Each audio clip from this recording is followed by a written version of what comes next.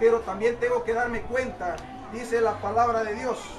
Vamos a darnos cuenta, ya me cuesta ver también, hermano, en Hechos 4:12. Busquemos Hechos 4:12. Hechos 4:12.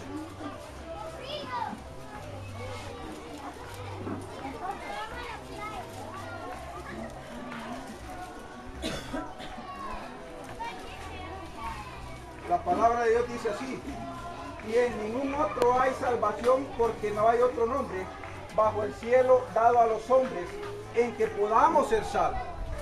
Eso dice la palabra de Dios. Dice, tenemos que darnos cuenta que solamente a través de Jesús hay salvación.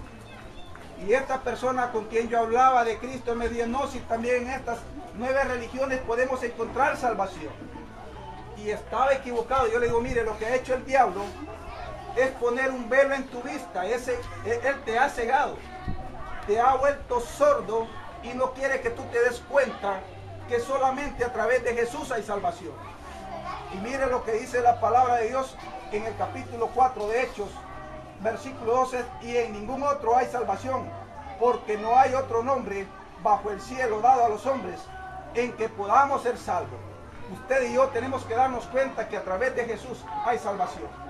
A través de Jesús hay transformación. ¿Y cómo quiere ver usted a sus hijos en victoria?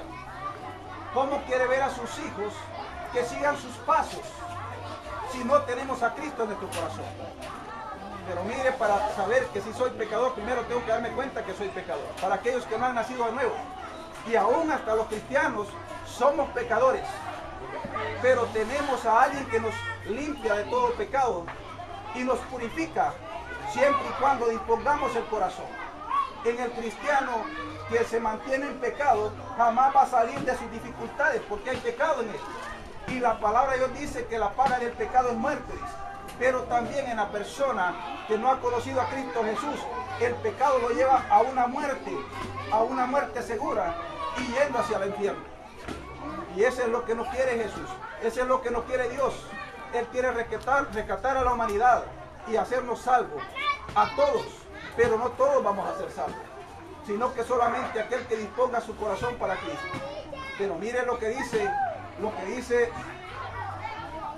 no solamente Dios te va a aclarar que tú eres pecador, sino que te va a aclarar que también te ama. Y eso podemos encontrarlo en Juan 3:16. Nos damos cuenta que la palabra de Dios en Romanos 3:23 dice que nosotros somos pecadores. Dios nos está diciendo, quiere que nos demos cuenta que estamos separados. ¿Por qué estamos separados? Porque fuimos desobedientes. Y yo traía escrito aquí, en un papel, antes de venirme para acá, para este lugar, también yo escribí algo. Hay cosas que uno pasa escribiendo, antes de un mensaje uno pasa escribiendo cosas. Y mire, la desobediencia es lo que hizo al hombre que se separara de Dios. ¿Y qué significa la desobediencia? La desobediencia nos lleva a la irresponsabilidad.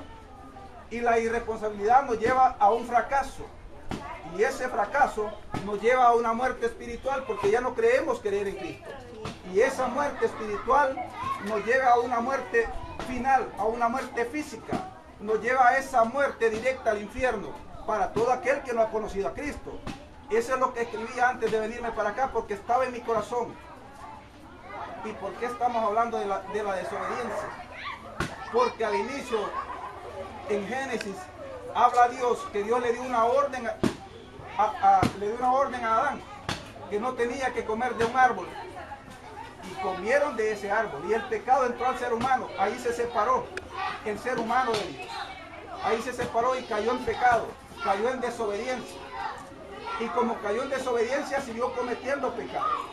Él se sigue separando más de Dios y más de Dios y más de Dios. Y le voy a poner un ejemplo.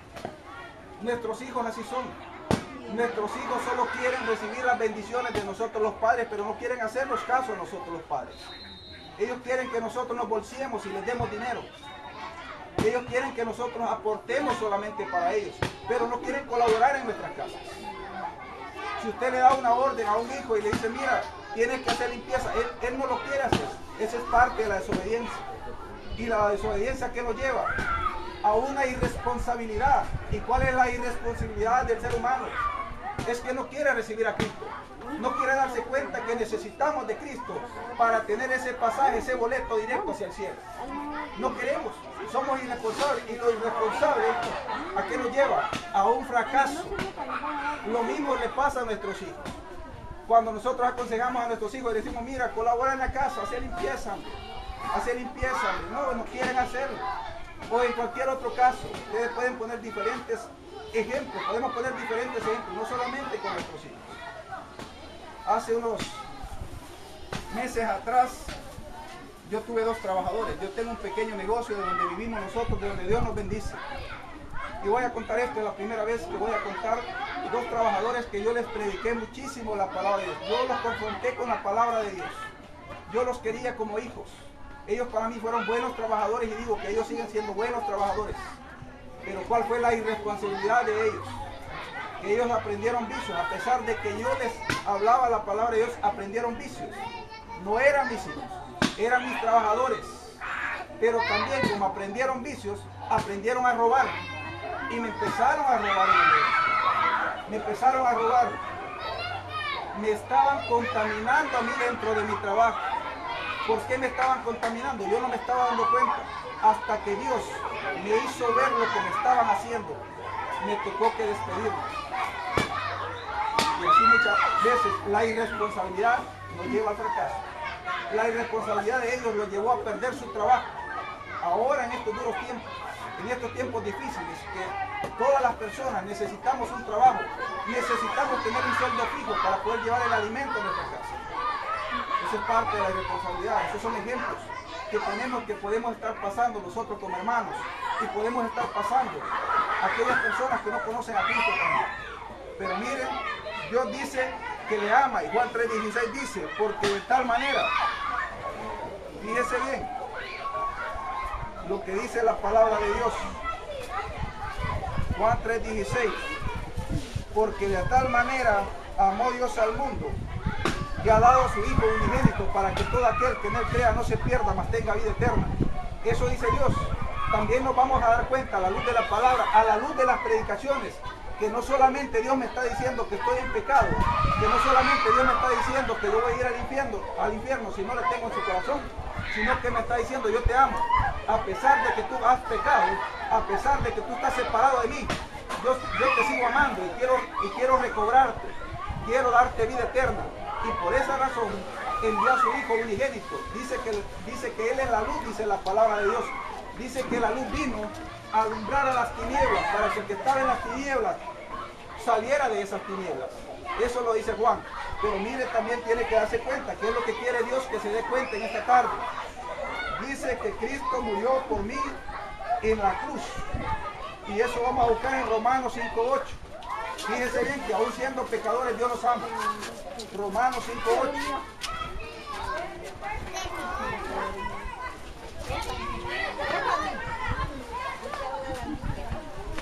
Romanos 5:8 dice así.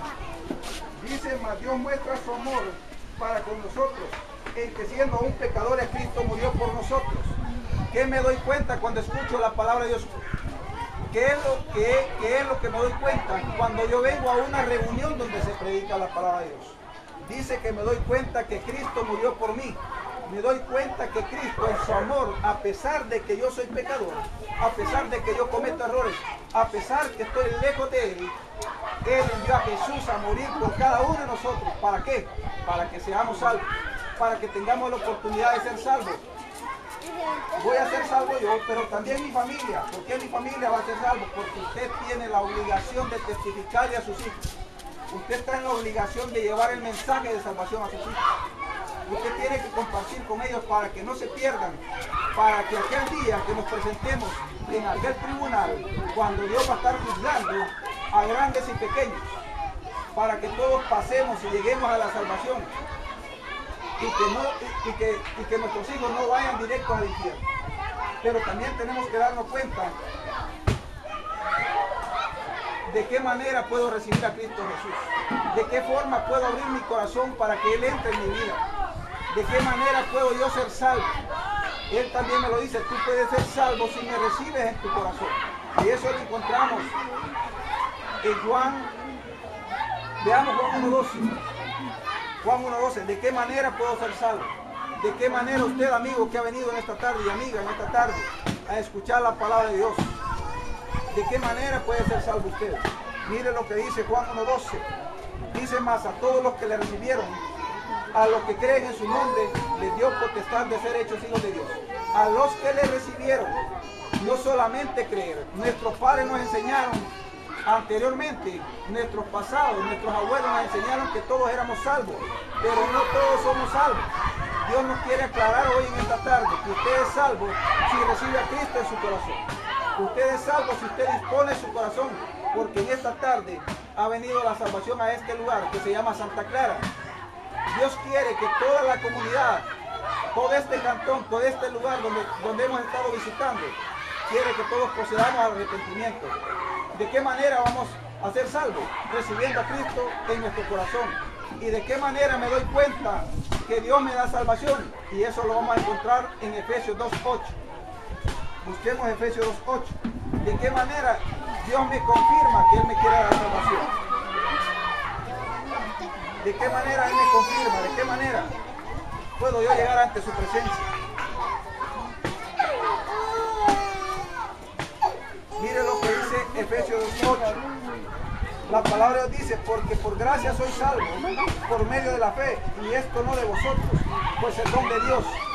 Dice que por gracia soy salvo por medio de la fe, y esto no de vosotros, sino que el don de Dios.